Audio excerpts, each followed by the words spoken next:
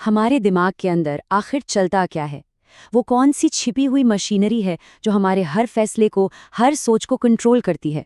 आज हम नोबेल पुरस्कार विजेता डैनियल कानमैन के शानदार काम के जरिए दिमाग के इसी ऑपरेटिंग सिस्टम की गहराइयों में उतरेंगे और ये समझने की कोशिश करेंगे कि हम जैसा सोचते हैं वैसा आखिर सोचते क्यों हैं।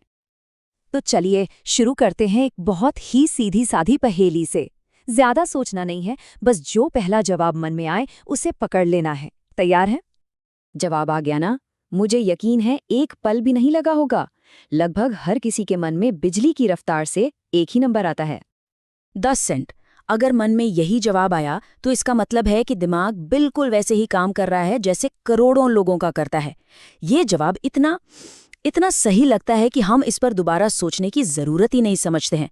पर जरा एक सेकंड रुकिए, क्या ये वाकई सही है? अच्छा, चलिए जरा हिसाब किताब करते हैं। अगर गेंद 10 सेंट की है और बल्ला उससे $1 ज्यादा, मतलब $1.10 का हुआ, तो दोनों का जोड़ तो $1.20 हो गया। अरे लेकिन सवाल में तो कुल कीमत $1.10 थी। इसका मतलब हमारा पहला एकदम तेज तरार जवाब गलत था। तो सही जवाब है 5 सेंट। अब देखिए, गेंद हुई 5 सेंट की और बल्ला उससे $1 ज्यादा, यानी $1.05 का। दोनों को जोड़िए, हो गए पूरे $1.10। इस सही जवाब तक पहुंचने के लिए दिमाग में आई उस पहली जोरदार आवाज को नजरअंदाज करना पड़ा और थोड़ी सी दिमागी कसरत करनी पड़ी। और पता है, बस यही छोटी सी पहेली हमारे दिमाग के दो सबसे बड़े किरदारों को हमारे सामने लाकर खड़ा कर देती है। काहनमैन कहते हैं कि हमारी सोच को असल में दो अलग अलग सिस्टम चलाते हैं। एक को कह सकते हैं हीरो, तो दूसरा है एक आलसी बॉस। ये है सिस्टम 1, हमारा तेज ऑटोमेटिक हीरो। ये हमेशा जागा रहता है, हमेशा काम पर। इसी ने हमें फौरन 10 सेंट वाला जवाब दिया था। और ये है सिस्टम 2, हमारा धीमा, सोच समझकर चलने वाला लेकिन बहुत ही आलसी कंट्रोलर। इसको काम पर लगाने में मेहनत लगती है, इसीलिए ये ज्यादातर समय आराम फरमाना पसंद करता है।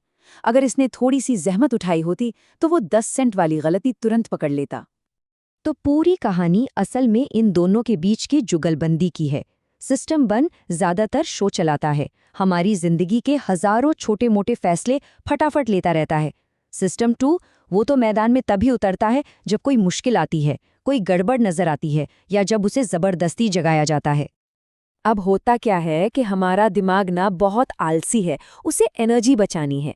तो हमारे सिस्टम 1 ने काम को आसान बनाने के लिए कुछ बड़े कमाल के शॉर्टकट या कहिए कि दिमागी जुगाड़ बना लिए हैं। इन्हें ह्यूरिस्टिक्स कहते हैं। चलिए देखते हैं ये काम कैसे करते हैं। ह्यूरिस्टिक एक तरह से दिमाग का रूल ऑफ थंब है। ये हमें तेजी से अंदाजा लगाने और फैसले लेने में मदद करते हैं और ज्यादातर समय ये काम भी आते हैं। लेकिन कभी-कभी यही शॉर्टकट हमें बड़ी और सिस्टमैटिक गलतियों की तरफ ले जाते हैं, जिन्हें हम बायस यानी कि पक्षपात कहते हैं। जरा सोचिए इस सवाल के बारे में। प्लेन क्रैश, कार एक्सीडेंट्स, आग लगने की घटनाएं, इन सब की तस्वीरें और कहानियां हमारे दिमाग में तुरंत कौंध जाती हैं, है ना? तो क्या इसका मतलब ये है कि दुर्घटनाएं ज्यादा जानलेवा हैं? लेकिन आंकड़े तो एक बिल्कुल ही अलग कहानी बताते हैं। असल में स्ट्रोक से होने वाली मौतें सभी तरह की दुर्घटनाओं से होने वाली कुल मौतों से भी कहीं ज्यादा हैं। ये जानकर हैरानी होती है क्योंकि महसूस तो बिल्कुल ऐसा नहीं होता। और यहीं पर उपलब्धता ह्यूरिस्टिक अपना काम करता है। हमारा सिस्टम 1 वो स्टैटिस्टिक्स नहीं देखता, वो तो बस ये देखता है कि कौन सी बात ज्यादा आसानी से याद आ रही है। दुर्घटनाओं की खबरें बहुत नाटकीय होती हैं, इमोशनल होती हैं, वो हमारी दिमाग में चिपक जाती हैं। इसीलिए हमें लगता है कि वो ज्यादा होती हैं, भले ही सच्चाई कुछ और ही क्यों न हो। अब एक और दिमागी खेल देखिए जिसे एंकरिंग कहते हैं। यहाँ पर एक शुरुआती नंबर $5 सामने रख दिया गया है। ये एक लंगर की तरह काम करता है, एक एंकर जो हमारी सोच को एक जगह बांध देगा। देखते हैं ये हमारे दिमाग के साथ करता क्या है। देखिए, सवाल बिल्कुल वही है, मकसद भी वही है, लेकिन एंकर को $5 से बढ़ाकर सीधा $400 कर दिया गया है। क्या एक पूरी तरह से बेतरतीब नंबर हमारे दान देने के फैसले को इतना ज्यादा प्रभावित कर सकता है? नतीजे देखकर होश उड़ जाते हैं। जब एंकर सिर्फ $5 था तो लोगों ने औसतन $20 दिए, लेकिन जब एंकर $400 था तो औसत दान उछलकर सीधा $143 हो गया। सोचिए जरा, वो पहला नंबर जिसका उस काम की असल कीमत से कोई लेना देना नहीं था, उसने हमारे दिमाग को एक दायरे में कैद कर दिया। ये सब सिर्फ मजेदार दिमागी पहेलियां नहीं हैं। यही शॉर्टकट और यही गलतियां हमारी जिंदगी के सबसे बड़े फैसलों पर असर डालती हैं। हमारे करियर, हमारे पैसे, हमारी सेहत, सब कुछ। kahneman इसे प्लानिंग फैलेसी कहते हैं। ये एक तरह का जरूरत से ज्यादा आशावादी होना है। जब हम कोई भी योजना बनाते हैं, चाहे वो कोई नया बिजनेस शुरू करना हो या घर में कमरा बनवाना हो, हम हमेशा सबसे अच्छी स्थिति की कल्पना करते हैं। हम इस बात को पूरी तरह नजरअंदाज कर देते हैं कि पहले इसी तरह के प्रोजेक्ट्स का क्या हश्र हुआ है। इन आंकड़ों को देखिए, ये कमाल के हैं। असल में सिर्फ 35% छोटे बिजनेस ही 5 साल तक टिक पाते हैं। लेकिन जब नए बिजनेस शुरू करने वालों से पूछा जाता है तो उन्हें लगता है कि उनके जैसे बिजनेस के सफल होने की संभावना 60% है, और जब उनसे उनके अपने बिजनेस के बारे में पूछा जाए तो ये आंकड़ा उछलकर 81% हो जाता है। ये प्लानिंग फैलेसी का एकदम सटीक उदाहरण है। और जब उपलब्धता ह्यूरिस्टिक पूरे समाज में फैल जाता है तो ये एक उपलब्धता कैस्केड यानी एक तरह का झरना बन जाता है।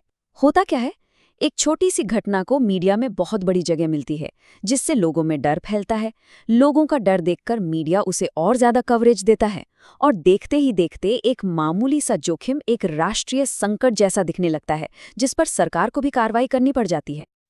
तो सवाल ये उठता है कि अगर हमारा दिमाग इस तरह के शॉर्टकट और गलतियों से भरा पड़ा है, तो क्या हम कुछ कर भी सकते हैं? क्या हम बेहतर तरीके से सोचना सीख सकते हैं?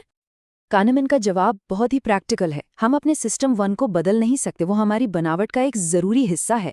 लेकिन हम उन पलों को पहचानना जरूर सीख सकते हैं जहां गलती होने का खतरा सबसे ज्यादा होता है। और जब फैसला वाकई बहुत बड़ा हो तो हम जानबूझकर थोड़ा रुक सकते हैं और अपने उस आलसी लेकिन समझदार सिस्टम 2 को काम पर लगा सकते हैं।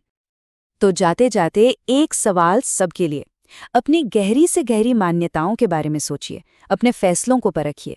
क्या वो धीमी तर्कसंगत सोच का नतीजा है, या फिर वो बस एक तेज, आसान और बहुत लुभावनी कहानी है जो हमारे सिस्टम 1 ने हमें सुना दी है? इस पर सोचने के लिए बहुत बहुत शुक्रिया।